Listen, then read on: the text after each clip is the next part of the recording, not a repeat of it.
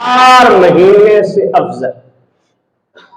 رسول اکرم صلی اللہ تعالی علیہ وسلم نے قوم بنی اسرائیل کے ایک اللہ کے نیک بندے حضرت شمعون رحمت اللہ تعالی علیہ صحابہ کے سامنے ان کا ذکر فرمایا، اے میرے صحابہ، ایک اللہ کا بندہ تھا، نام اس کا شمعون تھا، عمر اس کی 1000 سال تھی، کام اس کا یہ تھا دن کو روزہ بھی رکھتے تھے اور اللہ کی راہ میں جہاد بھی کیا کرتے تھے، اللہ کے دشمنوں کے ساتھ لڑا بھی کرتے تھے، اور رات کو ساری رات قیام کیا کرتے تھے، عبادت الہی میں گزار دیا کرتے تھے۔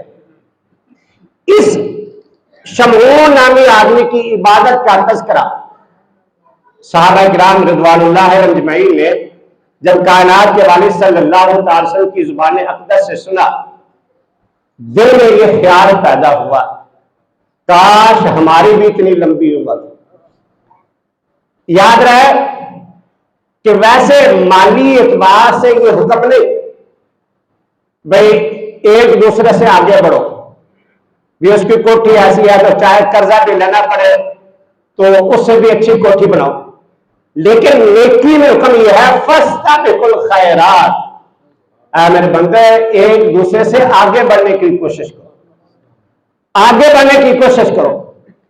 صحابہ کرام رضوان اللہ علیہم جب ہم سیرت کو دیکھتے ہیں غزوہ تبوک کے موقع پر حضرت عمر رضی اللہ تعالیٰ عنہ گھر سے یہ سوچ کر آتے ہیں کہ ہر نیکی میں میرے یار ابو بکر رضی اللہ تعالیٰ عنہ مجھ سے آگے بڑھ جاتے ہیں، لیکن آج میں گھر کا آدھا سامان لے کر جا رہا ہوں، آج نہیں آگے بڑھیں گے، آج پہلی پوزیشن میری ہوگی کہ میں گھر کا آدھا سامان لے کر جا رہا ہوں۔ لیکن جب وہاں پہنچتے ہیں تو معاملہ ہی عجیب ہے۔ جناب ابو بکر صدیق رضی اللہ تعالیٰ سے جب پوچھا جاتا ہے، آپ عرض کہتے ہیں یا رسول اللہ میں گھر کا آدھا مال نہیں، میں تو گھر کا سارا مال لے کر آپ کی بارگاہ میں حاضر ہو گیا۔ تو یہ صحابہ کرام کے دل میں خواہش پیدا ہوئی، ہماری عمریں بھی اتنی زیادہ ہوتی، ہماری عمریں 80-90 سال، کاش ہماری عمر 1000 سال ہوتی، ہم بھی اس شمعون نامی آدمی کی طرح عبادت کرتے، اللہ کی راہ میں جہاد کرتے، ہم بھی اسی طرح اللہ کو راضی کرتے، جنت میں اسی طرح اعلیٰ مقام حاصل کرتے۔ محبوب کے صحابہ کے دل میں جب یہ خواہش پیدا ہوئی، اللہ نے سورہ قدر کو نازل کیا، اِنَّا أَنزَلْنَاهُ فِي لَيْلَةِ الْقَدْرِ وَمَا أَدْرَاكَ مَا لَيْلَةُ الْقَدْرِ لَيْلَةُ الْقَدْرِ خَيْرٌ مِّنْ أَلْفِ شَهْرٍ۔ اے میرے محبوب کے صحابہ، تم امت میرے محبوب کی ہو، کسی کام میں میں تجھے پہلی امتوں سے پیچھے نہیں رہنے دوں گا، نہیں، وہ 1000 مہینوں کی عبادت کرنے کے بعد جنت کے جس درجے میں پہنچا تھا، تو میرے محبوب کی امت ہو، رمضان کی ایک رات میری عبادت میں لگا دینا، میں اس سے بھی اعلیٰ جنت میں تجھے درجہ عطا کر دوں گا۔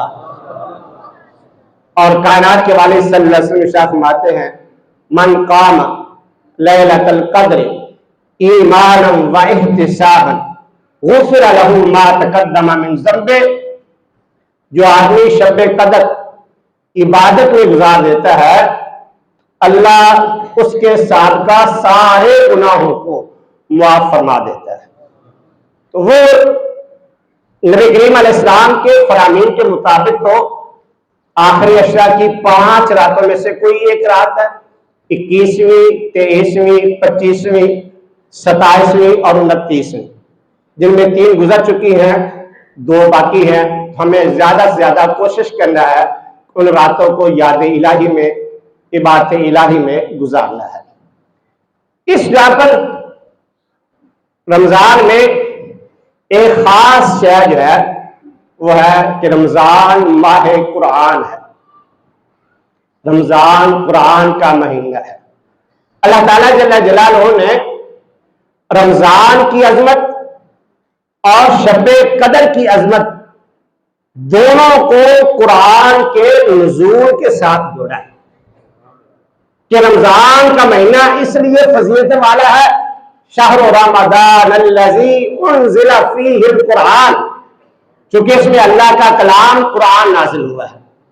شب قدر کیوں عظمت والی رات ہے؟ انا انزلناہ فی لیلۃ القدر، اس لیے شب قدر 1000 مہینوں سے افضل اور اعلیٰ ہے۔ اس خاص رات میں اللہ کے کلام قرآن کا نزول ہوا ہے۔ قرآن واحد وہ عبادت ہے، وہ کلام ہے، وہ کتاب ہے جس سے جڑا ہوا ہر کام عبادت ہے۔ ہر کام، قرآن کو چھونا عبادت ہے، قرآن کو دیکھنا عبادت ہے، قرآن کو چومنا عبادت ہے، قرآن کو پڑھنا عبادت ہے، قرآن کو سننا عبادت، سنانا عبادت، سیکھنا عبادت، سکھانا عبادت، عمل کرنا عبادت۔ کوئی ایسا کام نہیں ہے جو قرآن سے جڑا ہوا ہو اور وہ عبادت نہ ہو۔ اللہ نے اپنے کلام سے جڑے ہوئے ہر کام کو ہی اپنی عبادت قرار دے دی ہے۔ کائنات کے والد صلی اللہ تعالی وسلم ارشاد فرماتے ہیں، ان هذه القلوب تصدع کما تصدع الحدید بالماء، لوگوں جیسے پانی لگنے کی وجہ سے لوہا زنگ آلود ہو جاتا ہے، اسی طرح یہ دل جو ہے یہ بھی زنگ اس پر بھی چڑھ جاتا ہے۔ لیکن دل پر زنگ چڑھتے ہیں اللہ کی نافرمانی کے، گناہ کے، نفاق کے، کفر کے، شرک کے۔ پوچھا گیا کہ رسول اللہ صلی اللہ علیہ وسلم دل کا زنگ اتارنے کے لیے کون سی شے ہے؟ تو نبی کریم علیہ السلام نے ارشاد فرمایا 2 چیزیں ہیں، کثرت و تلاوت القرآن، جتنا قرآن زیادہ پڑھو گے اتنا تمہارے دلوں کا زنگ اتر جائے گا، اور دوسرا فرمایا کثر و ذکر الموت، جتنا موت کو زیادہ یاد رکھو گے، موت کو یاد رکھو گے اتنا تمہارے دلوں کا زنگ اتر جائے گا۔ قرآن دل کے زنگ کو اتارتا ہے۔ مدینہ کا مقدس شہر ہے، جناب حضرت عمر فاروق رضی اللہ تعالیٰ عنہ کا عہد ذری ہے، آپ کا زمانہ اقدس ہے، خلافت کا زمانہ ہے۔ یہ وہ وقت تھا جب اسلامی بہنیں بھی، اسلامی مائیں بھی اپنے گھروں سے نکل کر مسجد نبوی میں 5 وقت کی نماز مردوں کے ساتھ باجماعت ادا کیا کرتی تھی۔ ایک اسلامی بہن اپنے گھر سے نکلتی ہے، مسجد نبوی میں نماز پڑھنے کے لیے جاتی ہے، راستے میں ایک چوک پر ایک جوان ہر روز کھڑا ہو جاتا ہے اور اسے اپنی طرف مائل کرنے کی کوشش کرتا ہے۔ 1 دن گزرا، 2 دن گزرے، 4 دن گزرے، اس عورت نے بھی محسوس کیا کہ یہ نوجوان میرے لیے کھڑا ہوتا ہے۔ ایک دن وہ رک گئی، کہنے لگی بندہ خدا کیا بات ہے؟ کہتے ہیں جی میرے دل کی تعلق جو ہے، محبت کا تعلق تجھ سے ہو گیا ہے، میں تجھ سے محبت مجھے ہو گئی ہے۔ وہ عورت کہنے لگی اچھا اگر تجھے محبت ہو گئی ہے، جو میں کہوں گی وہ کرے گا؟ کہنے لگا جی میں تو حاضر ہوں، میں تو انتظار کر رہا ہوں، پہلے دیکھنے کا موقع ہے تو بات کرنے کا موقع بنے، آپ جو حکم کریں میں کروں گا۔ عورت کہنے لگی نہیں، کوئی بڑا کام نہیں کرنا، ایسا کرنا ہے 40 دن کی 5 نمازیں مسجد نبوی میں عمر فاروق کے پیچھے ادا کرنی رضی اللہ تعالیٰ۔ یہ کہنے لگا جی یہ تو کام ہی کوئی نہیں، میں تو تیرے لیے آسمان کے ستارے توڑنے کے لیے بھی تیار تھا، اپنی جان پر کھیلنے کے لیے تیار تھا، نماز میں نے پڑھنا ہوتی ہے۔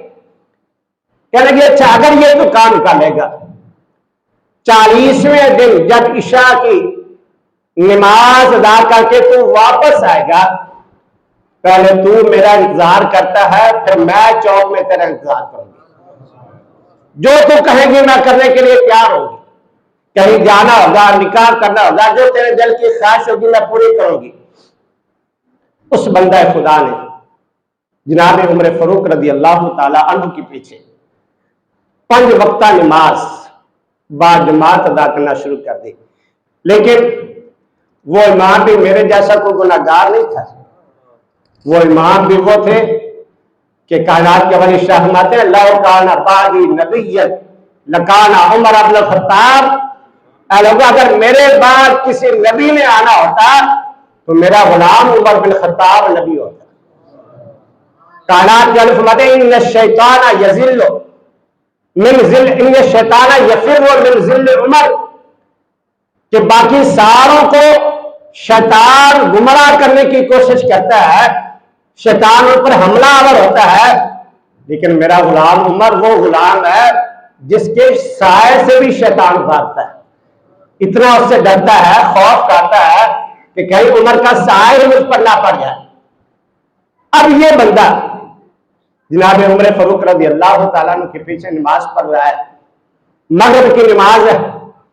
عمر فاروق رضی اللہ تعالیٰ عنہ اللہ کے کلام قرآن کی تلاوت کرتے ہیں. آواز عمر کی ہے، ہوا کے ذریعے سے اس نوجوان کی سماعتوں کو ٹکرا کر دل پر اثر کر رہی ہے. عشاء کی اذان ہے. جناب عمر فاروق رضی اللہ تعالیٰ کی زبان سے نکلنے والے قرآن کی آواز کانوں کے ذریعے سے اس کے دل تک پہنچ رہی ہے. فجر کی اذان ہے، لمبی قرات ہے، فرشتوں کا نزول ہو رہا ہے. اور ادھر جناب عمر فاروق رضی اللہ تعالیٰ عنہ کی مصلح امامت سے نکلنے والی قرآن کی آواز مدینہ کی پرنور ہواؤں سے ٹکراتی ہوئی اس کے کانوں کی سماعتوں تک پہنچتی ہے اور اس کے دل پر اثر کرتی ہے. دل کا زنگ اٹھنا شروع ہو گیا. پہلا دن تھا، معاملہ کچھ اور تھا. دوسرا دن ہوا، معاملہ کچھ اور ہو گیا. تیسرا دن ہوا، معاملہ کچھ اور ہو گیا. وقت گزرا، دن گزرے، راتیں گزری.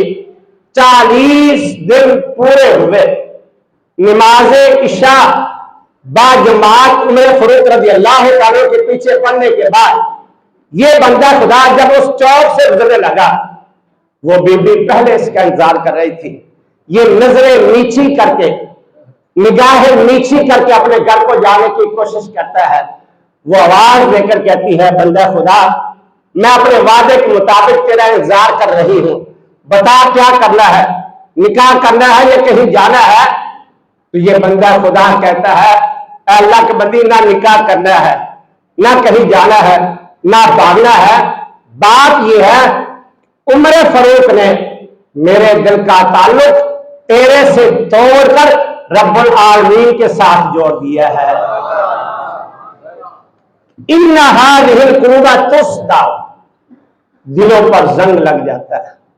یہ زنگ اترتا ہے قرآن مجید کی تلاوت سے. قرآن مجید کی تلاوت کو اپنا معمول بنائے.